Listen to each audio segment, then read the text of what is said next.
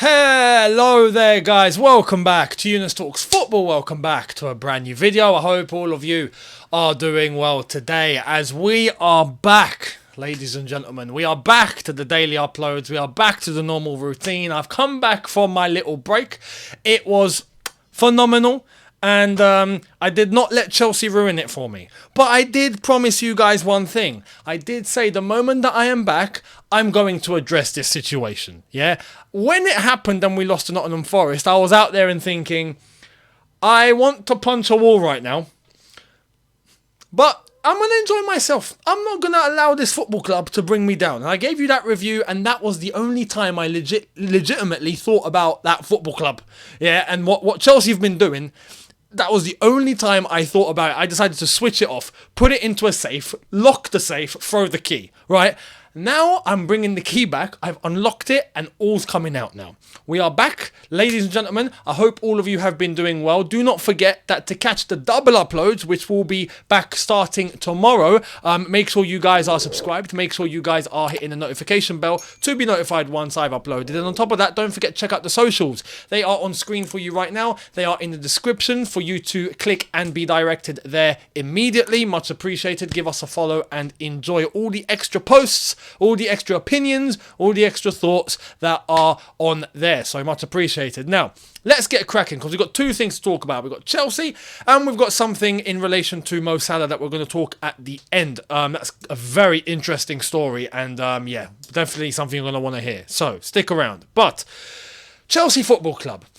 I'm not going to show you like I normally show you, like bits of news and whatnot. No, I'm going to tell you exactly what I'm feeling. Because it's been a few days, right, since we lost 1-0 to Nottingham Forest. The Chelsea fan base, understandably, right now, are in a predicament. They are in a... We are. In a situation where it feels like we're on a fence. It feels like we're on a fence and we don't quite know what way we're going to fall onto. What side are we going to fall in? Are we going to fall in the side of, oh, it was just a mistake, don't worry, we'll get back on track, we'll be looking much better than we were playing last season? Or are we going to fall back into the pits and the trenches that we were in last season after trying to climb the fence and escape? Because now we're at the top of the fence and it looks like we're about to fall right back in.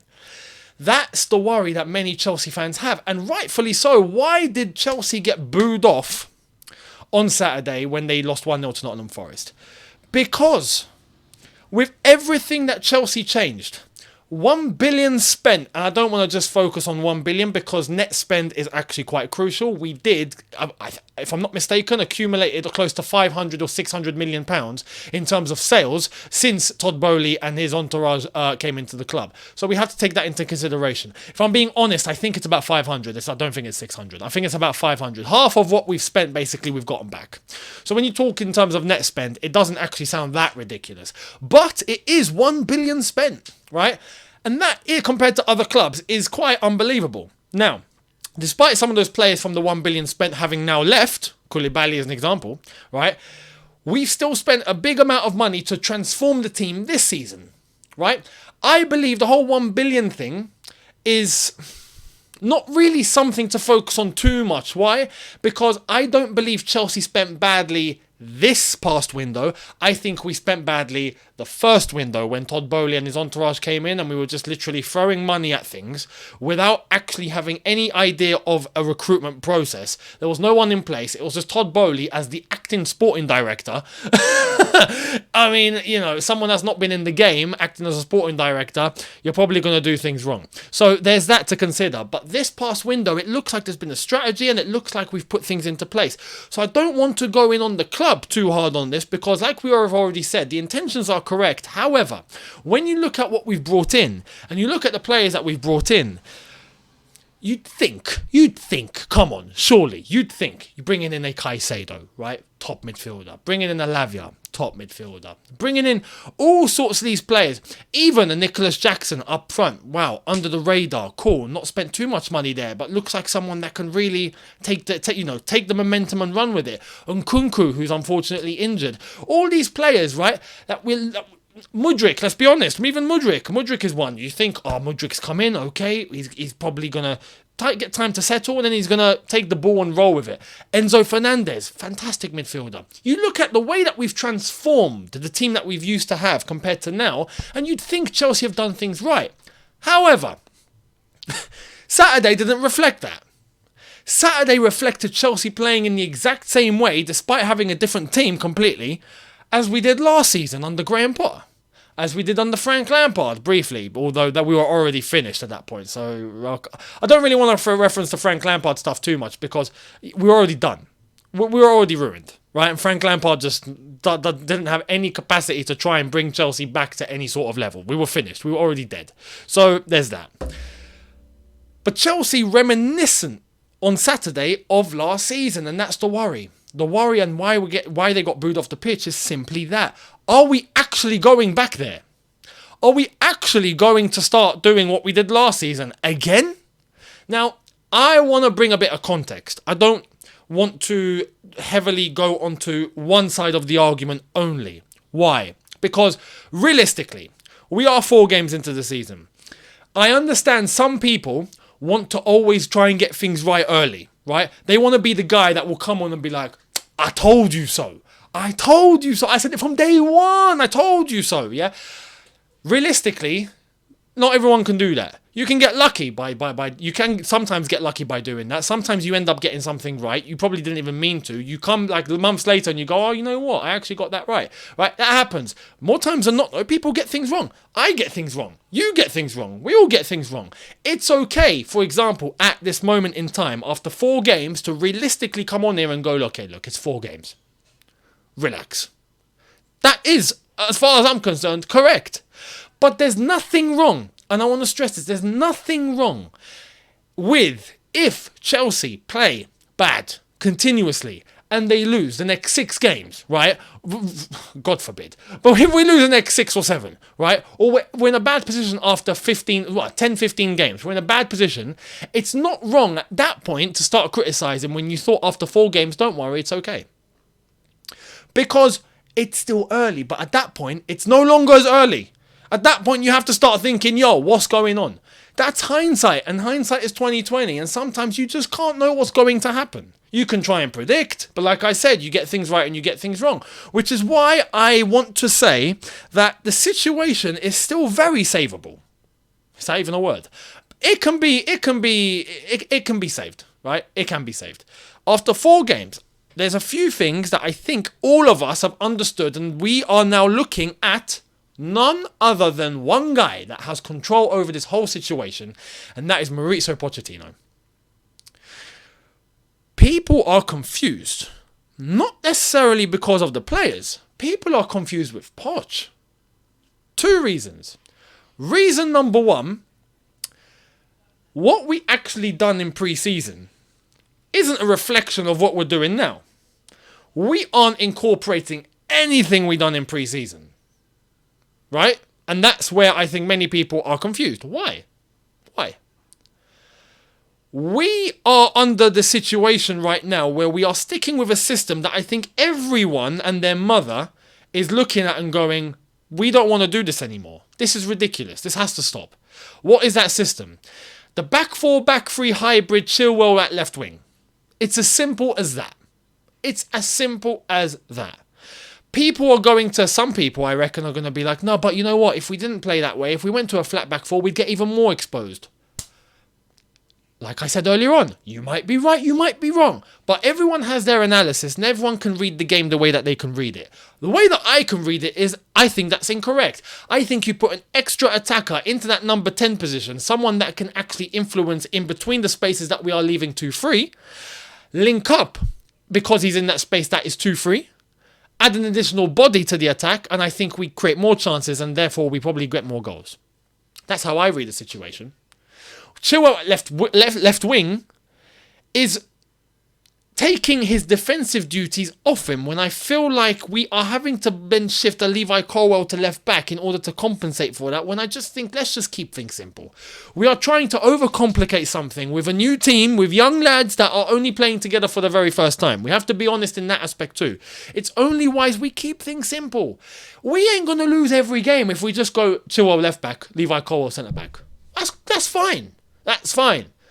We should, realistically, let's talk honest, at Chelsea Football Club, we should be at a level where we can pick out a back four and teams don't get through. Most teams don't get through. We should be at that level. We should. We should be able to play in the back four, right? A standard back four, no hybrid, standard back four, and go, we'll be fine, don't worry. We should. A flat back four, a nice winger that is actually a winger that can come back to help defensively. Just because we've got this hybrid to compensate for having to go with an extra man up front that's deemed as an extra man, but in reality he's just a defender that's going forward, when in reality he should be back defending because he's a defender. And then we go to a back five and therefore it's one extra body. No. Why don't we just go to a flat back four? There's fullbacks bombing forward on the overlap, on the underlap, but coming back in time, and we have wingers that are up there but are willing to track back and help the team defend. Simple. It's simple. It's as simple as that. We are trying to overcomplicate the situation, and therefore I think we are even confusing ourselves. Why? Why try and do many things at once? You only do that when you hit a certain level. Man City can do that. Man City can do that efficiently, because they are at a certain level. We're just starting. We were 12th. We had to transform the entire team. Keep it simple. In pre-season, I believe we kept things simple and we looked good. We looked fluent. We weren't playing any hybrid. But just because other teams are playing a hybrid doesn't mean we got to play a hybrid. Why? Let's do us. You do you, and I'll do me. Simple as that. So I don't understand the overcomplication. That's one thing on Pochettino. The second thing on Pochettino is his character. His personality. I don't want to say that I've been lied to here, but I don't like what I'm seeing. Because I was of the opinion before, when we were first linked with Potch, if you remember, and I'm thinking, nah, man, I don't know about this. I wouldn't take Potch. You know, yeah, he done alright at Tottenham, but man, is that his level? Like, I don't wanna, think that he's not the correct personality. I didn't think he was disciplined enough. I didn't think he was that guy to really take the grasp of the team, scruff by the neck, and just go in on them when they have to, be aggressive when you have to, be motivating when you have to, show that personality, that character, go, we want to win by all means necessary. I wanted that sort of personality as a manager. When he signed, up until the end of pre-season, it honestly looked like we got that. I was like, yo, I wasn't expecting this from Potch. Look at what he's saying. Look at the way he's saying it. Look at how he is. Look how he's on the touchline in pre-season. Look how he was in the touchline, yelling and shouting and guiding and pointing and instructing and motivating and all sorts. And I was like, yo, we finally have a manager with some personality again. Because Graham Potter was just, the Graham Potter, good luck to him. But he was just like, the lads gave everything. All right, that's life. That was painful. So Potch looked like he had personality. Where has that gone? Why is it that I'm seeing players make mistakes in the game against Forest and I don't see a reaction from the bench? I don't see Potch with the same sort of like we initially thought. What's happened there? Like I said though, I don't want to get too carried away with that and think, oh my God, no, he's lost it. It's 4 games. But I hope he's not losing it. I hope we've not been deceived. I hope we've not been given a fake picture and a fake image. I hope not. So these for me are the 2 points that we need to clarify, that Potch needs to get a hold of. Be the manager, show the authority, go for it. Like it looked like he did up until recently. Like why are we not seeing that same authority? There was a journalist, remember, a couple of weeks ago that was asking Pochettino, I think before the loss against West Ham, or was it after, about a player that says that Pochettino is like a very good friend instead of a manager. And then he looked and went, tell me who, right? As a joke, looking like, authoritative, like on a, tell me who, right? And everyone laughed. And I thought that was hilarious. I thought that was a nice joke. But it's good to have a bond with your players. It's good to have a a chemistry and that trust and that connection that you give to them, where they know they can come to you if they want to talk to you, right? They're not scared of you, right? But they know that there's discipline, and they know that you're disciplined and you won't take any rubbish, you won't take any crap, right? But I hope Potch isn't going in the direction of being too friendly with the players.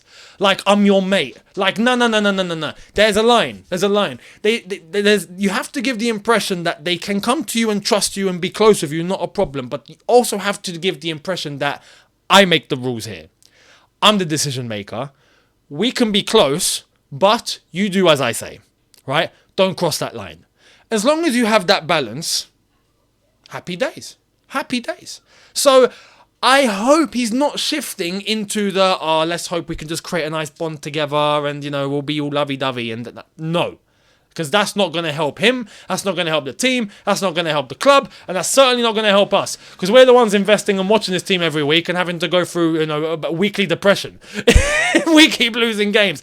At least their bank accounts are pretty pretty lush. This is where I honestly think Pochettino needs to address those things. If he does, I think we'll be okay. But I can understand the urgency that Chelsea fans have, where they think, oh my God, what's going on? So let's see. I want to come on here and tell you guys, look, be calm. Let's relax. Let's wait. Yeah, let's wait. International break. Let's see how we do when we come back. We have a period from late October, which is going to be hell. We got Arsenal. We got Tottenham. I think we got United. I think we got City. Newcastle, is it? We got about 6 or 7 games in a row that are just Brighton as well. That's just unbelievable. It's ridiculous. That could make or break the whole season. That could. So let's wait and see, and let's hope we pick up some form before we hit those games. And if we do, cool, fantastic. If those things have been addressed, cool. But the one thing I want to say before we move on is Pochettino, I hope, isn't going to be stubborn to decide to not change what isn't working. Right now, what we are doing isn't working. So I hope he's not going to be like, nah, you know what, I'm going to force it through and then eventually it will work. Nah, we've done that too many times at this football club, under too many managers, and I am sick of it. It's done. I truly believe Chelsea should be a team capable of playing in a flat back four and using traditional wingers and being able to go and attack that way with a 10 in the middle and start creating chances of scoring goals and defend as a block, defend as a team, defend as a unit. Simple as that. It's actually crazy to think that when you think about it and you deep it, the last manager at this football club that played a traditional flat back four, was, crazily enough, Jose Mourinho. People that say, oh, he's defensive. Flat back four, that was probably the last time we done it properly. I mean, in terms of the whole season. So sorry, there was that too, but there were times where we did shift to a 3. Mourinho was the last time we were just playing a 4-2-3-1, standard. 4-2-3-1 every single game. Sometimes a 4-3-3, but 4-2-3-1, and that's it. I'm not saying that's the make or break of everything, right? But I believe we're better off if we just keep things simple. I feel like we're overcomplicating, and chill out at left wing just is not working, man. It's not working. So if that's not working, the whole concept that you're trying to get going is flawed. Your whole concept needs to be thrown in the bin. This is why I'm saying, look, we don't have the capacity for that. Man City do. We don't. So let's go back to roots. Let's go back a step. Let's be simple and let's move from there. Flat back four, left back, a left winger, and keep it at that. Simple. With a 10. Now, we've got Cole Palmer. Use him. Incorporate him, and let's see. Lavia's going to be coming into the midfield. Let's see. Reece James is coming back from injury. Right back. Let's see. I mean, Gusto's been alright, if I'm being completely honest. But in terms of Reece James, there's that too. Let's hope that things do end up changing a little bit, and we can start moving things in motion. But Potch needs to not be stubborn, and if there is a sign that he is stubborn, I can just tell the fan base are just going to turn. The fan base are just going to be like, okay, you're taking the mick. I know exactly where it will go. We've seen it too many times. We've seen this film before. We don't need another sequel. We've had about 6 sequels. You know when a film has too many sequels and you just begin to get sick of it? This is that. We don't want that again. So let's not. Let's not bother. Anyway, let me know your thoughts down below. Much appreciated. Now, to wrap up, before we wrap up, this story's big. Let's give a little opinion on this. Here it is. Breaking, Al-Ittihad are preparing to launch a world record £215 million bid for Mo Salah to test Liverpool's resolve one final time. The belief is that because the Saudi Pro League transfer window closes on Thursday, it gives Al-Ittihad plenty of time to sign the most famous Arab player in history. Is he the most famous Arab player in history? Yeah, I think so. I think so. I'm trying to think. I don't think there's anyone else. I'll be real. Yeah, Salah's on another level. I agree. There is the fact that the window in Saudi is closing on Thursday, which means we've still got 3 days, which means that, yeah, £215 million bid. I don't see how Liverpool can say no to that, man. Now, just put yourself in their shoes. If you are Liverpool and you have a player like Mo Salah who's 31 and you know is going to be declining very soon, what are you going to do? When a £215 million bid comes in, and he becomes the world record bid. The highest transfer of all time in world football. What would you do? I'm sorry, if I'm Liverpool, I am going, Mo, pack your bags, mate. See you later. We've got something we can't say no to. I'm very sorry, but you already speak Arabic. Go and speak Arabic, my friend. You know, he doesn't need to learn anything. He speaks. He's a traditional Egyptian, so he can speak. I honestly think that this bid will come in. I'll be shocked if Liverpool turn it down. I think it'd be ridiculous to turn it down. You know, how can you say no to 215 million? And yes, some people will say no, but it's Mo Salah. Yeah, but he's not going to be Mo Salah for long. What happens in 2 years' time when there is no Mo Salah and they're 215 million short? I'm sorry, but that money is just impossible to say no to. If I'm Liverpool, I'm snapping their hands off. Simple as that. 150, even up to 200, I can understand, but there's a line. There's a line that if it's crossed, you have to say yes. And I think that line is after the bid goes above £200 million. If it goes above 200, I'm sorry, that's a line crossed. You just have to say yes immediately. There is no negotiation. It's a yes. So that is what I think. Apparently Salah's keen. Although he's happy to stay Liverpool, but he's keen on going to Saudi, so he doesn't really mind, it seems. But you just know that if he goes to Al-Ittihad, can you imagine? Kante, Benzema, Salah. Salah and Benzema together in that front line. Mate, just call the league off. Call the league off. It would be ridiculous. So let me know what you think should happen. Let me know what you think will happen. I'll be honest, when this bid comes in, I'm predicting Liverpool say yes, and I think we've seen the last of Mo Salah in the Premier League. And what a way to go out, because Liverpool did win 3-0 the other day, and he played really well. Got a goal. Fantastic. Did he get a goal or did he get two? I think he got a goal. But fantastic way to end it. If he does end it this way, and that is the end, then good luck to him, because, yeah, you can't say no to that sort of money, and it's as simple as that. Are Liverpool going to say yes when that bid comes in? Let me know down below. Much appreciated. And I will see all of you tomorrow, unless something mad happens later, which I don't think it will, but I will see you tomorrow. Double uploads restarting from tomorrow onwards, so make sure you guys are here for that. And additional content on Shootout, as I am back. George is back as well. We had a little break, so we are going to kick things off properly. Make sure you guys are there for that. Much appreciated. You can find the link to Shootout in the description down below, so make sure you are subscribed over there. Much appreciated. And don't forget to subscribe over here. Hit that notification bell as well to be notified once I've uploaded. Smash the like button if you did enjoy this. Check out the socials. Much appreciated. Instagram, X and TikTok, all on screen and in the description for you. And like I've said, the link to Shootout is in the description, so make sure you head over there. Give us a subscribe. Watch the content. Check it out. Leave us your thoughts and comments. Much appreciated. And I will see all of you tomorrow for a brand new double upload. We're going to get this bad boy up on the road once again. So I will see all of you then. Thank you very much for watching. See you tomorrow. Take care, people. And peace.